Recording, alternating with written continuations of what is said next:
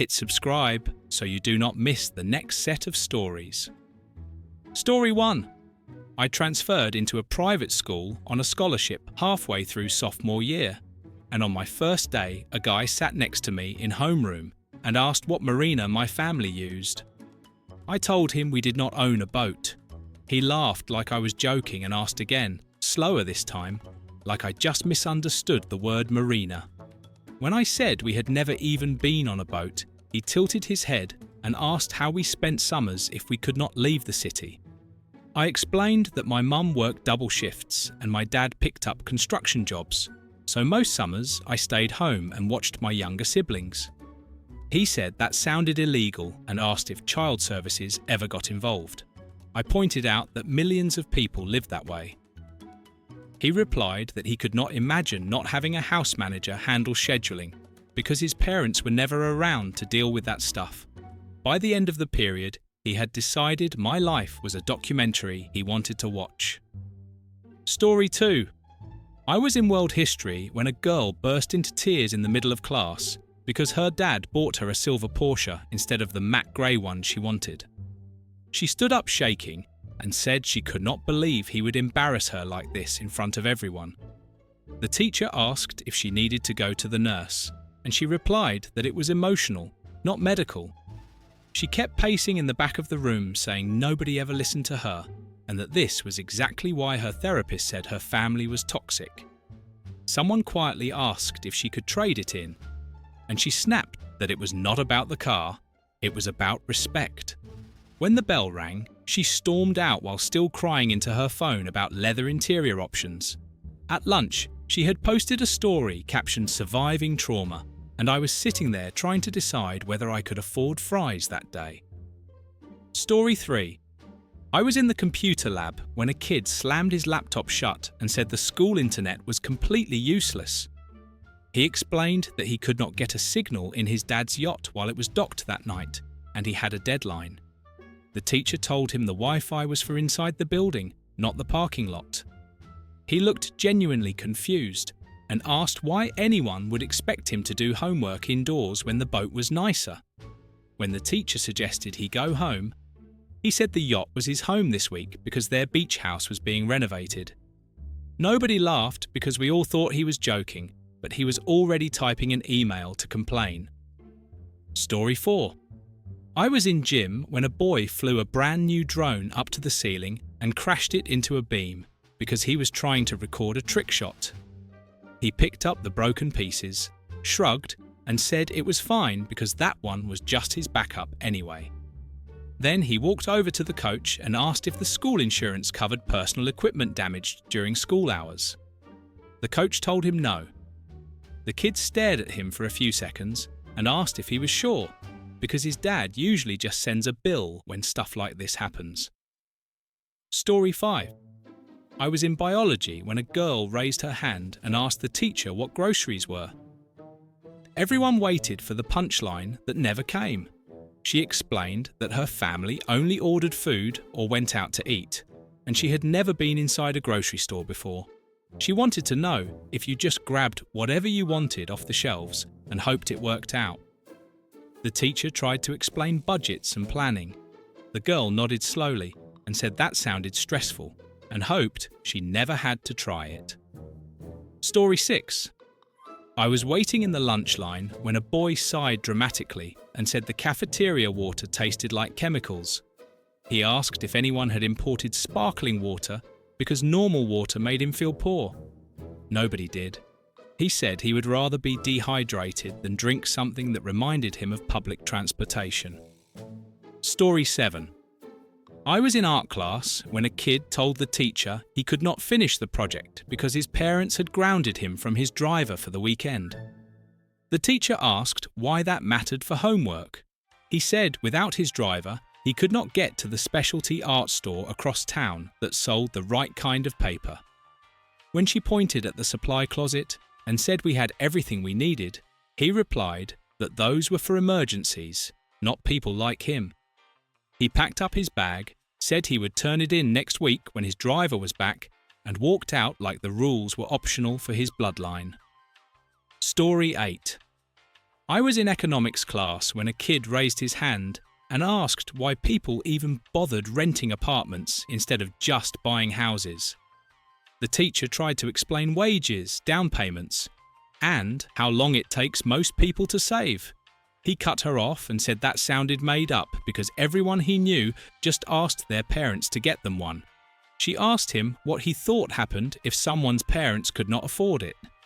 He said they probably should not live in cities then. The room went silent in that way where nobody wants to be the first one to react. When the bell rang, he leaned over to me and said the housing crisis was probably just bad budgeting. Story 9. I was at a school fundraiser dinner where the parents were bidding on gift baskets and donated trips when a boy at my table started complaining that the auction was boring. He said none of the items were worth bidding on and that the school should consider including things people actually needed, like jet skis or maybe a starter luxury car for freshmen. A teacher overheard him and said the money went toward financial aid. He nodded slowly and asked if financial aid was like a coupon that expired if you did not use it fast enough. The teacher told him it helped kids who could not afford tuition. He looked confused and said that was weird because tuition was not even that much. Later that night, he won a gift card basket and said he would probably just give it to his dog walker. Story 10. I was walking to my locker when a girl started crying in the hallway so loudly that people came out of classrooms to stare. She said her mum would not let her fly to New York for lunch with her friends on her dad's private jet. She kept saying it was embarrassing to eat in the cafeteria like everyone else, and that her parents were ruining her reputation. I told her my family drove 3 hours once a year to visit relatives and packed sandwiches in a cooler to save money. She stared at me with this soft, sad expression, like I had just told her I grew up in a war zone. She said she could not imagine living like that and hoped things got better for me someday. Then she called her mum and asked if she could at least be picked up in the nice car instead. Story 11. I was in computer science when a kid slammed his laptop shut and said the charging ports were too slow because his battery only reached 90% by the end of class. He said he needed a full charge to finish his homework in the back seat of his dad's Bentley on the drive home. The teacher told him most people just plugged their laptops in at home.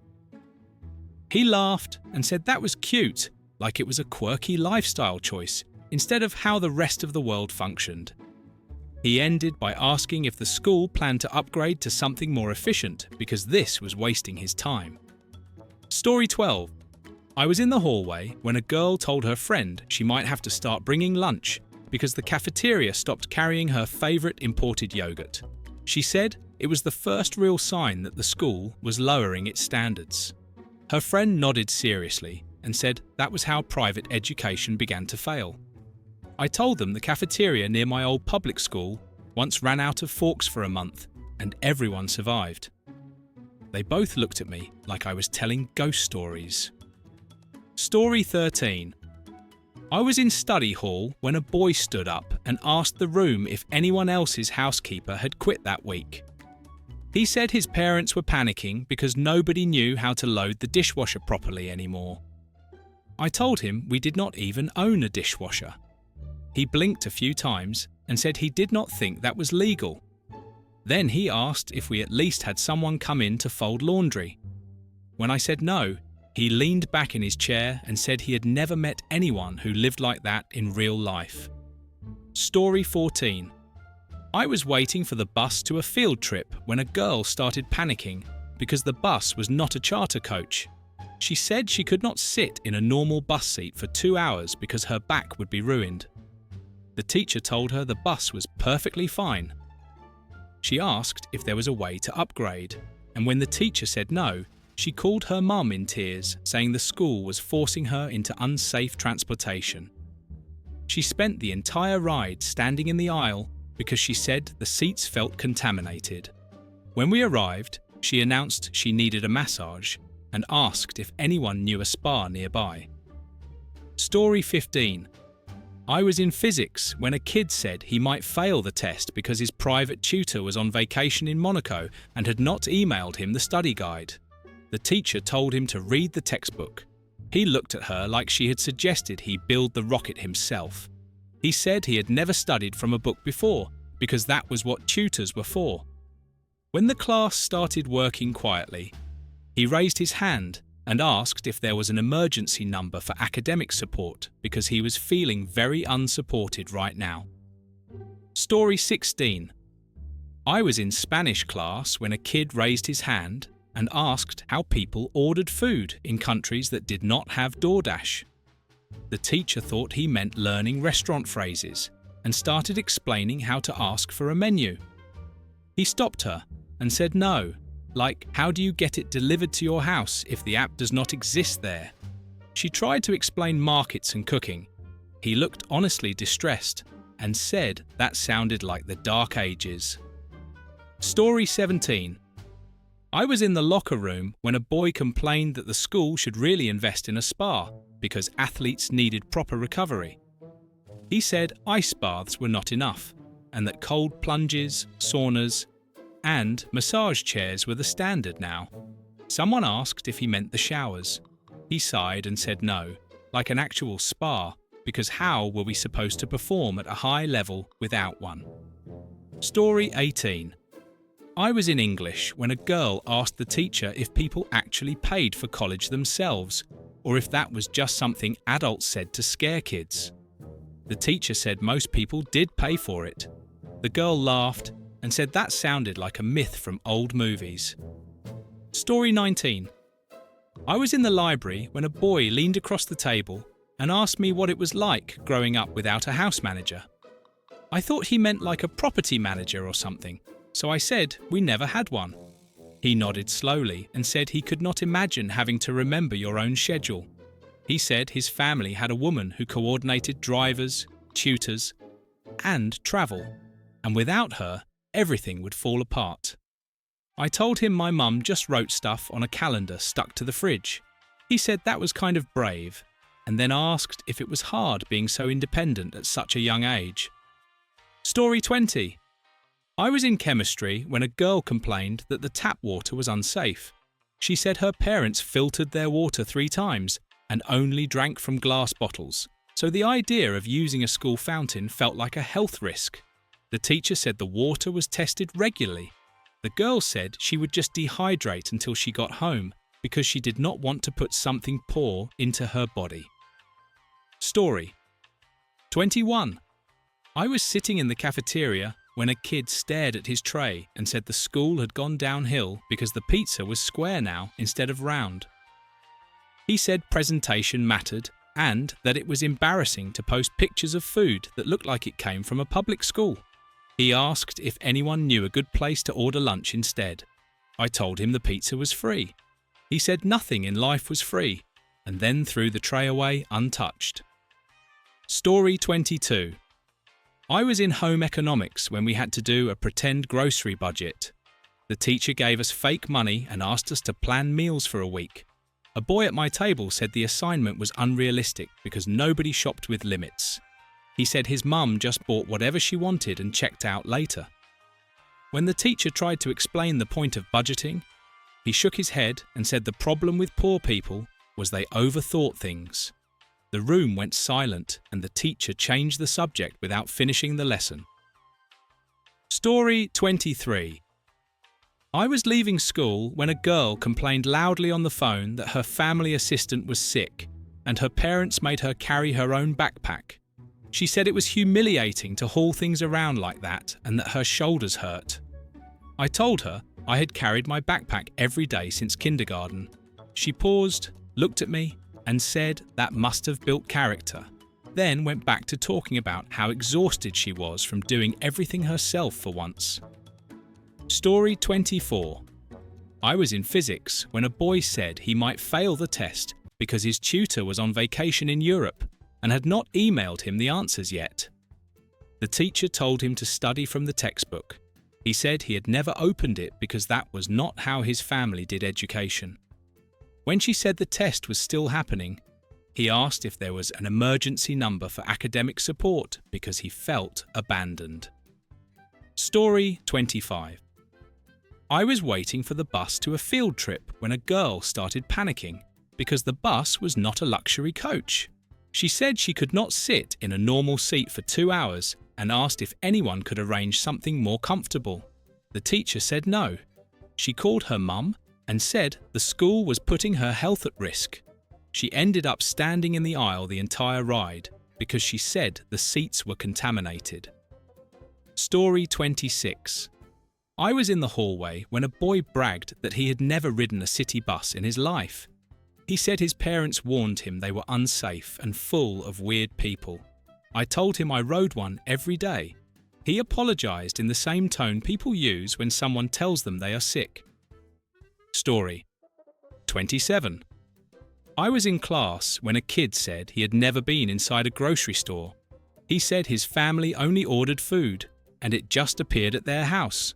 When someone asked how you knew how much things cost, he said you just paid whatever the app said.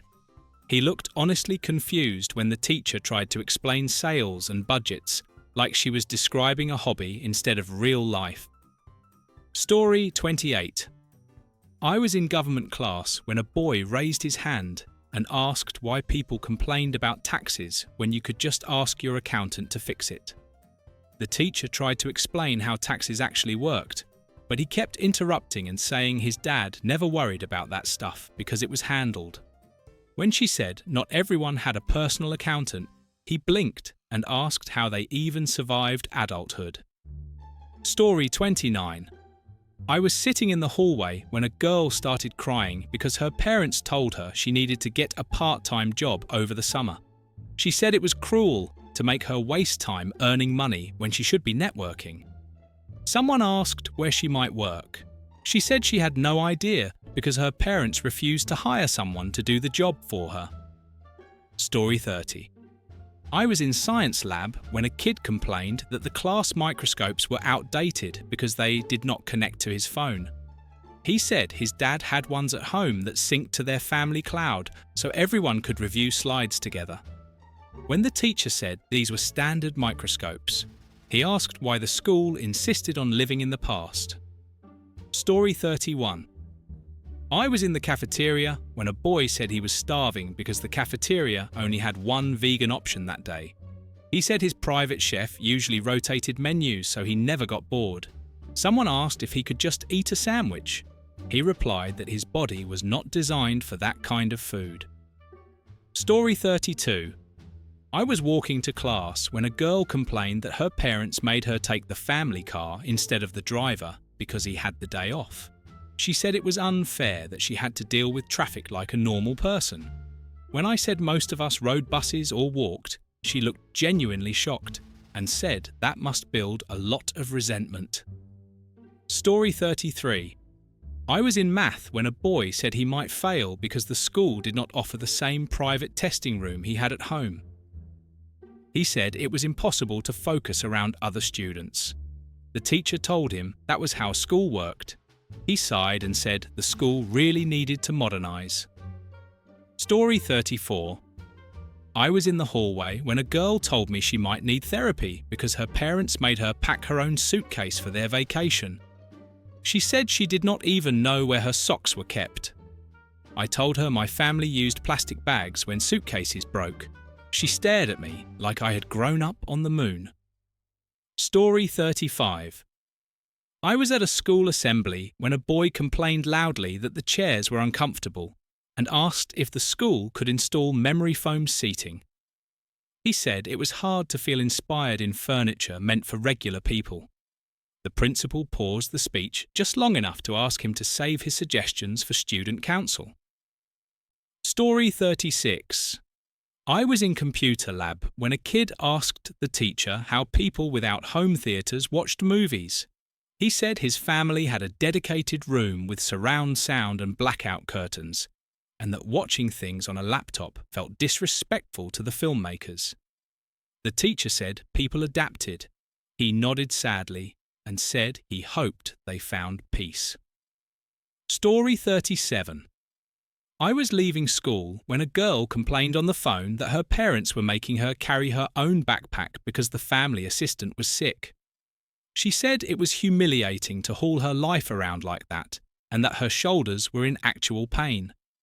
I told her I had carried my own backpack since kindergarten.